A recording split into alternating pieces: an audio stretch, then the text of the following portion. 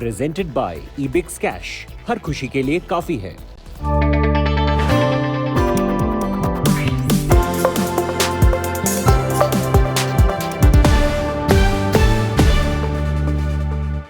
Hello and welcome to the Business Today Market Special.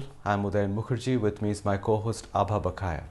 Last week we got you Rakesh Jhunjhunwala on the show, and today we have for you an old friend of his and a multi-decade veteran of the stock market, Madhu Kela.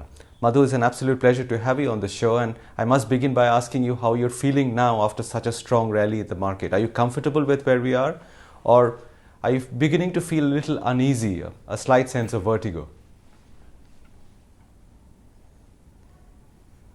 So, Udayan, just as a background, this is the biggest possible and the wealth creation at least I have seen in my career in last 30 years, both in terms of the quantum of money being created, the quantum of wealth being generated, and also in the time frame which it has got generated. The last 18 months, global markets have seen $60 trillion of wealth creation, and India has seen something like 1.7, 1.8 trillion dollars. Obviously this is in the backdrop that $35 trillion of new money has got printed world over. So we have to keep these facts in mind when we are assessing the markets. So again, after such a big rise and in this time frame, what is more important is there a risk of a crash? That is what investors are most worried. So is there a possibility of a correction? I would see after such a steep rise, correction could happen and will happen in an orderly manner in any market. So this market can also see corrections in times to come, and those reasons will only be known of the correction after they have occurred. But I would say I personally do not feel that we are anywhere near any crash, or I don't see any event as of now which is pointing towards any crash or anything of that kind for this market. Could the composition of the rally be changing now, Madhu? Because over the last few days, it's quite evident that the expensive part of the market, the richly valued stocks like HDFC Bank, Asian Paints, they are not moving much further ahead. But the value part of the market, like the Coal Indias, the NTPCs of the world have started joining in. Do you see any subtle alteration in the journey? Yeah, that's the point. This is the point which I've been making, Udayan, and that rotation will happen. In fact, I am quite positive and bullish on the value part of the markets because they have been ignored for a very, very long period of time.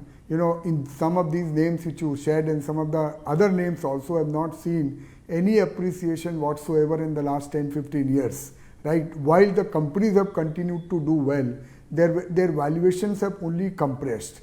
On the other hand, I personally feel that the economy in India is in a cyclical uptrend.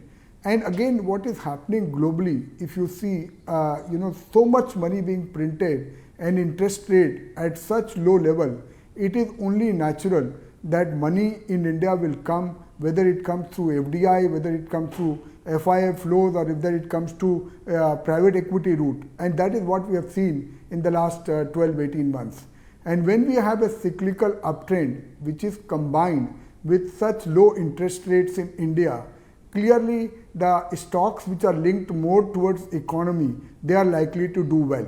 And if I club that with the kind of under ownership a lot of these companies have, and consider again the fact that they have not made any money in the last 10-15 years, there is a real case for this value stocks coming in flavor again. As the performance starts to improve of these companies, markets will take a notice, and even a small allocation to these sectors will see significant rise in stock prices in some of these companies.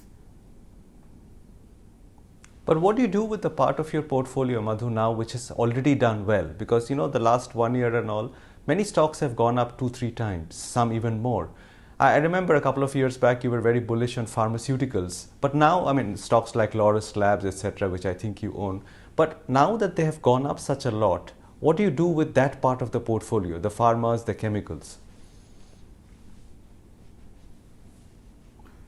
Oh, then, I'm still selectively positive on the pharma sector from a 3 to 5 year perspective, because that China plus story which we believed in has not gone away. However, we have put a lot of incremental capital, let's say for instance, in public sector banks, and I continue to be very, very positive on that space in public sector stocks and public sector banks. Let me just give you some, synopsis of the thesis behind this conviction. To take, for instance, there were 28 banks then 3-4 years back. Now there are only 12 public sector banks left, and going by the intention of the government, there will be only 8 in the next 2 years. So that there is a significant consolidation which has happened. These stocks are very, very cheap. Some of them are quoting maybe at 1 or 1.2 times operating profit or 0.5 times book value. Significant amount of ownership is still with the government. And if IDBI really gets privatized, which is what the government intention is, and if that happens, who is to say that some other banks, public sector banks, will not get privatized in times to come? And that's a very, very big event. So they are very cheap. B, they are well provided for. Most of these banks have provided 70-80% of their gross NPL in the last 5 years or so. C, we are clearly seeing a profit and loss account improvement in a lot of these banks. If you see last quarter, and I'm quite convinced the next few quarters will be a positive surprise to the market. So if I put all of this together, and if I compare the absolute amount of market cap which is there for public sector banks, I think it makes a very, very good case for a good investment. From the broader markets, Madhu, sub-themes that you've identified that could possibly, come out in front, really surprise the market, where you really see value and an opportunity, for some of the retail investors particularly who are looking for potential to really make multifold returns on smaller investments. Where do you see that opportunity in the market? So I see that, as I said, I see that in an economic uptrend and economy-linked stocks. We spoke about public sector banks. I've been very vocal and very positive on this entire theme of real estate sector. Whether you want to play real estate as a sector or you want to play the ancillary of real estate sector, that's another theme. The one more thing which we have liked and we continue to like is this China plus one, because you see what is happening in China. The latest in course is the power crisis, which has emerged from nowhere in last 10-15 days, right? Also the situation like Evergrande, and the government intention clearly spelled out that they really are actually in a way dissuading foreign investors to invest money in large technology companies. Okay. So all this really argues well. If you are a corporation which is looking for sourcing sourcing goods, I don't think you can any longer rely only on one supply from China.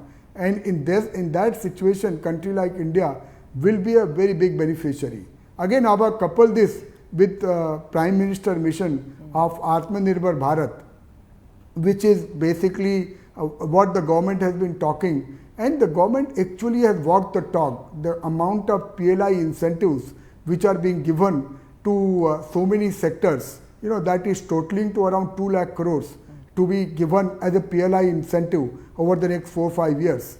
All this argues really, really well for some of the manufacturing sector, specifically which are competing with China. Right. So, Madhu, which are the specific areas in this China plus one theme that you would be betting on? Because, you could play it differently. Some are thinking of companies like Dixon, which are into outsourced manufacturing. Some are playing it through the specialty chemicals route. What's your preferred way of playing this theme? So I like, then as I said, I like companies which are basically some companies which are there in textiles for a moment, for instance. Some of the companies which you also mentioned. Actually, pharma broadly, pharma and specialty chemicals, they broadly fall in that era. Also, Udyan, if you look at the metal companies, wherein China, for instance, was exporting 60 to 80 million tons of steel every year. It is our belief that incrementally that exports will be very negligible, and that in turn will benefit the Indian companies which are exporting, which is why you see that the prices of steel, for instance, have been very high in developed markets. They have been relatively lower in China and relatively lower in India. And so that is why, in my career, when did I see steel companies exporting 40% of their production as exports when it comes to steel? So companies like this nature will benefit, and also because our local prices are lower of steel compared to global prices. So the companies which are actually consuming steel, let's say forging companies or auto ancillary companies, even they will stand to benefit. So Udayan, this is like a buffet out there. You have to do real bottom-up work on a lot of these companies and really understand these companies, because one case, it's not like isolation. I can say that because it is China plus, you buy it. Ultimately, a company is not only made out of China plus. So if you do your bottom-up work, I think there are tremendous opportunities which are there in this theme. What about consumer-facing sectors, Madhu? Because I remember a while back you were quite optimistic on liquor stocks like Radico Khaitan. Do you continue to like that part of the market, which was where demand was affected because of COVID, or has your focus shifted more to the manufacturing theme now?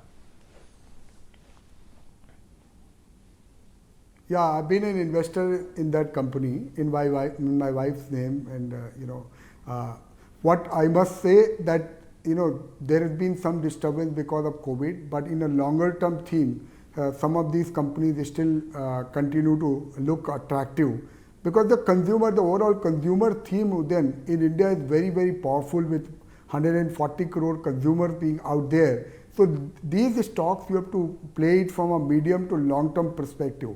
However, I must say as a word of caution, some of these companies, and we are not talking of any specific name, some of these companies are seeing ultra rich valuation. So when you are picking stocks in the consumer sector, or for instance, some of these companies which are newly getting listed, they are also like consumer companies. You have to be very, very careful as to what valuation you are paying. And within the kind of school of investing where I come from, our bias is always towards, what am I getting for what I am paying. So our bias is always towards value. So I must say that word of caution, that whoever is investing, if you understand these businesses, but do your homework completely to make sure that you don't get stuck at this ultra high valuation.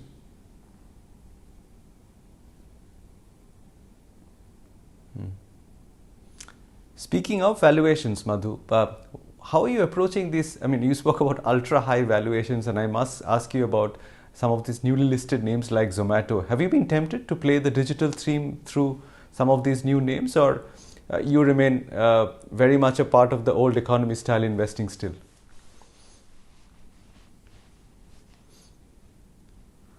So Udayan, to be honest with you, some of these companies I don't understand, so I'm not investing. Everything which is out there, one need not understand and one need not participate. So I don't understand this valuation, and some of these things which are being talked. Like I hear Paytm is going to come with a IPO and the valuation will be $25-30 billion. Now this is something which I don't understand, so I wouldn't participate into this. That's an interesting point, Madhu, because there's so much curiosity around that. We've also seen this wave of retail participation in the stock markets that is unlike anything we've seen before. This kind of euphoria, do you expect it to kind of continue? How can we see larger participation in the stock markets? Is this just a trend because at the moment momentum is ripe? I know you talked about whether or not you see a correction, but in terms of really having a more sustained trajectory for the markets in the future, where do you see the longer term outlook? So, Abha, this participation which we are seeing, there are two ways to look at it. A, we can make a case that the participation historically has been very, very low. Like, in a 140 crore population, there were only 2 crore investors investing in the stock market, right? So that participation in a way is catching up. That is also accompanied, obviously because of COVID, people have been at home, so everyone wanting to open a demat account and start to test. B, markets have been very, very good. And C, the most important reason is where is the alternatives? Real estate as a whole sector has not made money for 15 years for investors. You have 5% deposit which you get in a bank, and over and above that you end up paying taxation. So that lack of avenue is what is pursuing people to come to the stock markets. And anyone who has kept faith on equities through these times of corrections have actually got rewarded handsomely over the last 10-15 years, and I think that trend is catching up. So I don't think that this investor sentiment which has caught on will end abruptly. So as long as these markets continue to do well, we will have more and more investor participation, even from HNIs and retail, come in this market. Finally, Madhu, let me end by asking you about a point which you made when we started talking, which is that you've never in your career seen something go up so quickly, wealth creation in such a short span of time. But sometimes markets will burn out very quickly, and sometimes, like 2003 to 2008, they'll give you a 5-year window of wealth multiplication. Do you think it's the fast and furious sprint that we are seeing, or could this extend to become a bit of a marathon even? So Udyan, the last time when market went up, obviously it gave a lot of time to investors. But this time around the rise has been very steep. So I'll repeat again by saying that I do not personally see a crash, but there is always a possibility of correction after having seen such a big rise. And if you look at, even though we feel that the participation has been very, very high, but people have always been worried through this last 1.5 years because of this corona, and the medical situation was completely out of hand in the wave 2. So obviously whoever got into this market also, a lot of those people got out of the market saying that the situation is getting out of hand. A lot of my friends who are big believers in India called me at that time that is the party getting over. So this market has actually climbed the worry as every other bull market would then. So I don't really see any reason for a very large correction. However, there will be events and there will be corrections, normal core correction which happens in the market. But to my mind, all of them will be an opportunity to buy, specifically of the companies and sectors which will do very well in India over the next 3-5 years, which we spoke about. We'll leave it there, Madhu. Always a pleasure talking to you. Thank you very much for finding time today.